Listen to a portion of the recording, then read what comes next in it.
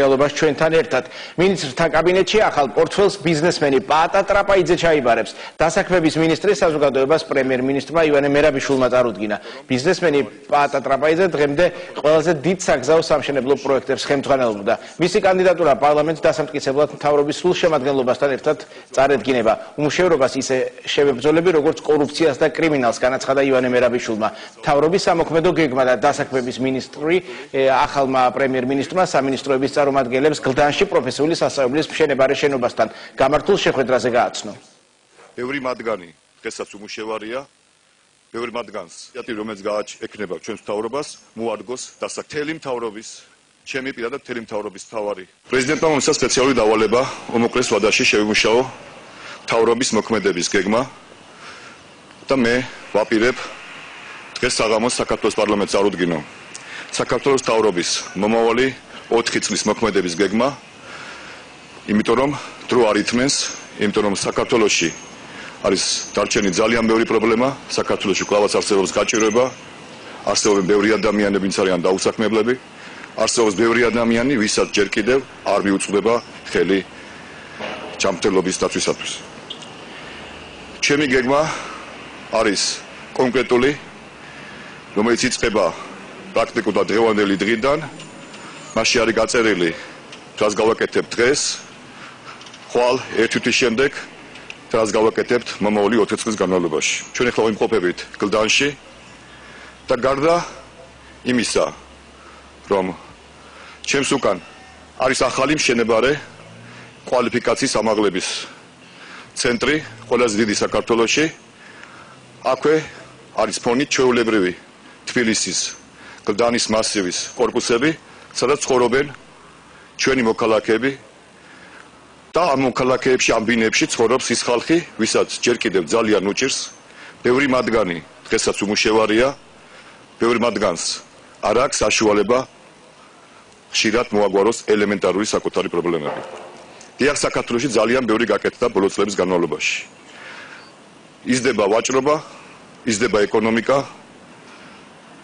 იზრდება ტურისტების რაოდენობა, მაგრამ სამწუხაროდ ბევრმა ოჯახმა ჯერჯერობით ვერ მიიღო, ვერ იგრძნო კონკრეტული სიკეთე ამ განვითარებისაგან, ამ ზრდისაგან. ამიტომ ჩვენი მთავრობის მთავარი ამოცანა მომავალში, დღეს და მომავალში იქნება მცეთ ჩვენს თითოეულ მოქალაქეს მეტი სიკეთე, თითოეულ ოჯახში, თითოეულ სოფელში, თითოეულ ქალაქში შევიტანოთ ის სიკეთე, რაც მოაქვს ქვეყნის განვითარებას და წინსვლას. ჩვენი მთავრობის მთავარი გამოწვევა იქნება უმუშევრობის წინააღმდეგ ბრძოლა. მე პირადად ვაპირებ შევებრძოლო საქართველოს უმუშევრობას ისევე, როგორც ვებრძოდი წლების განმავლობაში კრიმინალს და კორუფციას.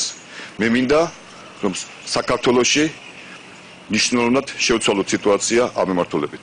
სამწუხაროდ ჯერ კიდევ ჩვენ არ აგვაქვს სრული ინფორმაცია საქართველოს უმუშევრობის შესახებ.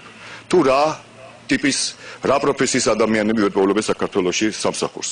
უფრო მეტით, ჩვენ ზუსტად არ ვიცით, რა ტიპის პროფესიებზეა და ჩვევებზეა მოთხოვნა საქართველოში.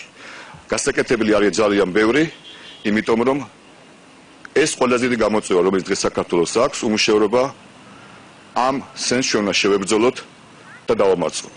ჩვენ გადავწყვიტეთ შევქმნათ სპეციალური სამინისტრო, მას ერქმევა დასაქმების სამინისტრო და ამ სამინისტროს მთავარი ამოცანა იქნება სწორედ ამ პრობლემების შესწავლა და ამ პრობლემების მოგვარების გზების გადაჭრა. ამიერიდან ჩვენი ბიუჯეტის დაგეგმვისას ნებისმიერი მუხლი ბიუჯეტის, ნებისმიერი პროექტი, ნებისმიერი ახალი ინიციატივის მთავარი შეფასება იქნება თუ რამდენად ემსახურება ეს ჩვენი მოქალაქეების დასაქმებას, რამდენად ხელს უწყობს ჩვენი მოქალაქეების კვალიფიკაციის ამაღლებას, რამდენად ხელს უწყობს იმას, რომ საქართველოში ყველას, ვისაც სრული ექნება მიიღოს დასაქმდეს, ექნება საშუალება ამ სიკეთით ისარგებლოს, იმ სიკეთა, რომელსაც მოიტანს ის მიღწევები, რომლებიც ჩვენ წლების განმავლობაში დავაგროვეთ. მე მინდა წარმოგიდგინოთ დასაქმების მინისტრის კანდიდატი ბატონი პაატა ტრაპაიძე. მას აქვს ძალიან დიდი გამოცდილება ამ დასაქმების დარგში. მას აქვს ძალიან ძველი ბიოგრაფია, მას აქვს აშენებული რამოდენიმე ათეულობით, ასეულობით, შეიძლება ასეულობით კილომეტრი გზა, უამრავი ხიდები და გვირაბები, შექმნილი აქვს სხვადასხვა ტიპის საწარმოები, მარტო ერთ თავის საწარმოში ბატონმა პაატამ 700 საქართველოს მოქალაქე დაასახმა. ბატონ პაატა და მის მიერ შექმნილი სამინისტრო შეუდგება პრაქტიკულად მუშაობას უახლოეს დღეებში და უახლოეს დღეებში ჩამოაყალიბებს კონცეფციას, შექმნის ბაზებს, აღწერს საქართველოში არსებულ ყველა უმუშევარს, აღწერს ყველა საქართველოში არსებულ ვაკანსიებს, ის დაეხმარება იმ ადამიანებს, ვინც სამსახურს ეძებენ და დაეხმარება იმ დამკვეთებს, რომლებიც ეძებენ თანამშრომლებს, მოეხმარება მათ კვალიფიკაციის ამაღლებაში და მოეხმარება მთელ მთავრობას კოორდინაციას გაუწევს, რათა მთავრობის თითოეული წევრი, ნებისმიერი სამინისტრო იყოს კოორდინირებული ამ მთავარი პრობლემის მოგვარებაში. ჩვენ აუცილებლად შევქმნით ერთიან მონაცემთა ბაზებს, ჩვენ შემოვიღებთ სტატუსებს, სპეციალურ სტატუსს, როგორც სამსახურის მაძიებლის სტატუსს, ჩვენ შემოვიღებთ უმუშევრის სტატუსს და შესაბამისად ამ მონაცემებიდან გამომდინარე ვიფიქრებთ ჩვენი რესურსების შემდგომ გადანაწილებაზე. ჩვენი მთავრობა ყოველთვის იყო და ყოველავაც იქნება ორიენტირებული საქართველოს პენსიონერებისათვის და მოხუცებული ადამიანების დასახმარებლად და რა თქმა უნდა პენსიის ზრდა კვლავ გაგრძელდება. 2013 წელს პრეზიდენტის დაპირება $100 პენსიის შესახებ შევაძალაში. ორ თვეში თქვენ იცით რომ საბაზისო სადაზღვეო პაკეტი იზრდება $140-მდე. ჩვენ გადაწყვეტილი გვაქვს რომ ჯანმრთელობის დაცვის მიზნით საქართველოს ბიუჯეტმა გამოყოს $3 მილიარდი. ჩვენ რა თქმა უნდა გავაგრძელებთ სოციალურად დაუცველი ფენების დაზღვევას. ჩვენ რა თქმა უნდა გავაგრძელებთ ყველა ტოლუის დაზღვევას. მე როგორც გითხარით, ყველა პენსიონერი 1 სექტემბრიდან იქნება დაზღვეული, ყველა სკოლამდელი ასაკის ბავშვი იქნება დაზღვეული, ყველა პოლიციელია იქნება დაზღვეული და ყველა ჯარისკაცი იქნება დაზღვეული და ყველას რა თქმა უნდა შეუნარჩუნდება ეს დაზღვევა და კიდევ უფრო გაღრმავდება ეს დაზღვევა, მაგრამ ყველა იმ ადამიანს, ვინც არ მოიქცა ამ სოციალურ ჯგუფში, ვინც არ არის სოციალურად დაუცველი, ვინც არ არის ტოლული, ვინც არ არის მასწავლებელი, ვინც არ არის პოლიციელი ვისაც ან ჯარისკაცი, ყველა ამ ადამიანისათვის ჩვენ შევიმუშავებთ ერთიან სადაზღვეო საბაზისურ პაკეტს და ეს იქნება ყველა ადამიანისათვის, საქართველოს ყველაზე მოქალაქისათვის საბაზისო პაკეტი. მე კიდევ ერთხელ გავიმეორებ, ამ მიზნით ჩვენ ვაპირებთ $3 მილიარდი დახარჯვას.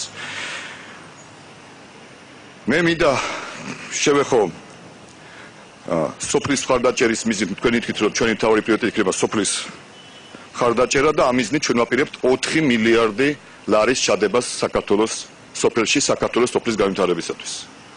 მე ვდებ პირობას, რომ საქართველოს სოფელი გახდება საქართველოს გაძლიერების საფუძველი. მე ვდებ პირობას, რომ ყველა სოფელში იქნება წყალი. მე ვდებ პირობას, რომ ყველა სოფელში შევა გზა შესაბამისი ხარისხის. ჩვენ უკვე დაგეგმილი გვაქვს დასაქმების მიმართულებით კონკრეტული პროექტები. მე მინდა სწორედ რამოდენიმე მათგანი ჩამოვთვალო, რომელიც უკვე დაგეგმილია და გაწერილია გრძელვადიან ჩვენს პროექტებში. ჩვენ გვაქვს დაგეგმილი უახლოეს 4 წელიწადში დამატებით 5000 კილომეტრი გზა ავაშენოთ. ეს არის მინიმუმ 40,000 ახალი სამუშაო ადგილი. ჩვენ დაგეგმილი გვაქვს საქართველოში 4 მილიარდი უცხოური ინვესტიციის მოზიდვა და 4 მილიარდი უცხოური ინვესტიცია, ეს არის მინიმუმ 50,000 დამატებითი სამუშაო ადგილის შექმნა. ახალი მთავრობის პროექტში ჩადებულია ვალდებულება, რომ ჩვენ მომავალი წლიდან თითოეულ ქართულ ოჯახს გადავცემთ 4 წელზე გაწერილ $1000 ვაუჩერს. ჩვენ გვინდა რომ ამ $1000 ვაუჩერით თითოეულმა ოჯახმა თვითონ მიიღოს გადაწყვეტილება და ეს თანხა გამოიყენოს იმ პრობლემის მოგვარებაში, რომელიც იმ წუთს, იმ დღეს, იმ თვეს მას აწუხებს. ჩვენ ყველაფერი უნდა გავაკეთოთ იმისათვის, რომ უფრო მეტი სიკეთე შევიტანოთ ქართულ ოჯახებში, მეტი სიკეთე მოვუტანოთ ქართულ ხალხს. ჩვენი მუშაობა იქნება ძალიან დაძაბული, ჩვენ მოგვიწევს მუშაობა ძალიან ინტენსიურად, ჩემი მოთხოვნები იქნება ძალიან კაცრი და ჩვენ ვიქნებით ყველანი ბედნიერები, თუ ჩვენ დანაპირებს შევასრულებთ. დიდი მადლობა ყურადღებისათვის. მადლობა.